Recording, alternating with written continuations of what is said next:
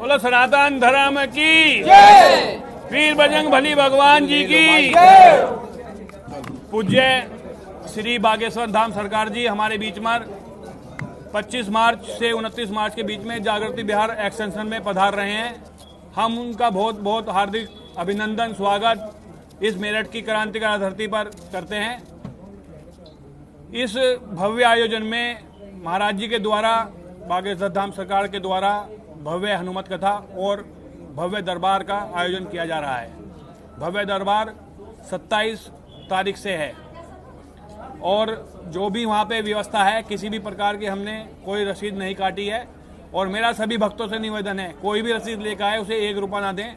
ये आयोजन सनातन कथा समिति के द्वारा हो रहा है जिसमें हमारे मुख्य अध्यक्ष समिति के संजय त्रिपाठी जी, कितने लोगों के आने की संभावना है? महामंत्री जी राजेश खन्ना जी, मीडिया प्रभारी ऋषि त्यागी जी और कथा सचिव गणेश अग्रवाल जी और संयोजक के रूप में हमारे बीच में राजेश सिंगल जी, अरुण अग्रवाल जी, सुमित सिंगल जी, श्री संजीव मित्तल जी और सभी सहयोजक गण जिसमें सुमित सिंगल जी, अर्चित अग्रवाल जी, राजीव गोयल जी और विपिन सिंगल जी हैं और राजीव अग्रवाल जी हैं। इस कथा में लगभग जो हमने पंडाल कवर करा है वो 300 बाई 850 का है जिसमें बैठने की व्यवस्था पूर्ण रूप से सुरक्षित है, बिल्कुल कवर किया गया है। उसमें लगभग 1.5 से 2 लाख आदमियों की बैठने की व्यवस्था है। आस पड़ोस में जो स्थान खाली है उसमें जैसे जैसे संख्या बढ़ती जाएगी उसे कवर करते रहेंगे। कोई भी स्टॉल इस कथा के बीच में नहीं लगाया जाएगा। खाने पीने का स्टॉल जो भी होगा इस कथा से बहुत दूर होगा। संख्या को देखते हुए जो भी निर्णय लिए गए हैं उसमें सभी ने ये निर्णय लिया गया है कि स्टॉल जो भी खाने पीने का हो कथा से स्थल से बहुत दूर हो। पार्किंग की व्यवस्था अलग रहेगी। इसमें जो जो मुख्य रूप से हमारे बीच में जिनकी हमें स्वीकृति मिल चुकी है उसमें उप मुख्यमंत्री ब्रजेश पाठक जी, केशव प्रसाद मौर्य जी, हमारे मंत्रियों में नंदगोपाल नंदी जी, कपिल देव अग्रवाल जी और हमारे मुख्य रूप से जो इस कथा के प्रेरणा स्रोत हैं श्री मनोज तिवारी जी सांसद दिल्ली उपस्थित रहेंगे। और जो जो जिन को हमने आमंत्रण दिया है उसमें अपने प्रदेश के मुख्यमंत्री माननीय सनातन धर्म को बढ़ावा देने वाले माननीय योगी आदित्यनाथ जी और उत्तराखंड के धामी जी को भी हमने आमंत्रित किया है। उनकी अभी स्वीकृति नहीं आई है लेकिन उन्होंने हम आश्वस्त किया है कि हम आएंगे जरूर। और जो भी बाकी सूचना आपको सीसीटीवी मतलब जो भी आपको और कुछ पूछना है आप कथा के दौरान बाहर से आएंगे।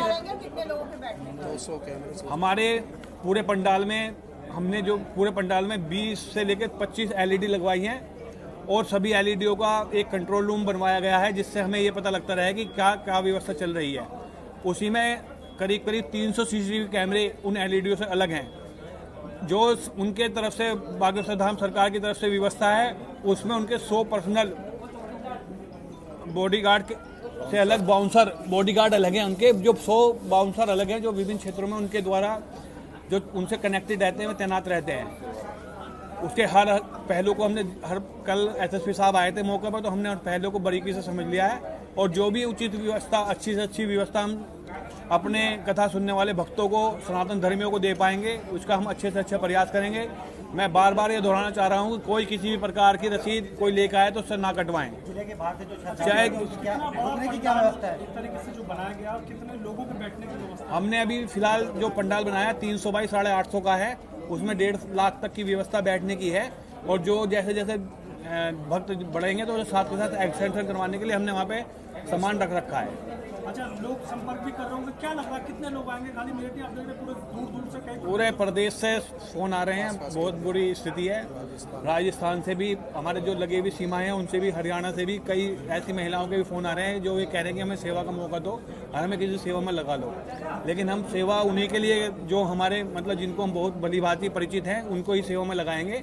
जो उनसे वो भी जिसकी जो बागेश्वर धाम सरकार के जो आयोजक मंडल हैं वो हमसे वो परमिशन देंगे, हम उन्हें ही वो करेंगे उसमें लगाएं। सुरक्षा को लेकर कैसे इंतजाम रहेंगे? इतनी भीड़ आई, कैसे कंट्रोल आप लोग करेंगे? सुरक्षा को लेकर जो हमने पर्सनल अपने ब्लॉग बनाए हैं मतलब हमने जैसे पिछली कथा जो हमारी हुई थी प्रदीप मिश्रा जी वाली उसमें थोड़ी सी ब्लॉग ज़्यादा बड़े बन गए थे। अब क्या हमने ब्लॉग 1-1 हज़ार गज के बनाए हैं और उसी के हिसाब से उसे एग्जिट निकास और आने वाला अलग अलग स्थान बनाए हैं कि जिससे किसी को ज़्यादा लंबा ना चलना पड़े, थोड़ा सा घुसे थोड़ा सा एकदम बाहर। इस तरह से हमने व्यवस्था की करने की सोचे। बीच में गैलरी दी है, हर ब्लॉक के बाद एक छोटी गैलरी दी है कि जो किसी को मतलब कोई लघु क्षमता के लिए उठता है तो पूरा उसे पार ना करना पड़े, वो आराम से किसी को बिना किसी उसके निकल जाए। ये करीब करीब पूरे पंडाल में 30 से ज़्यादा एग्जिट पॉइंट बनेंगे। अभी आप लोग धीरेन्द्र छात्र के साथ 100 अपने प्रतिनिधि आ रहे हैं,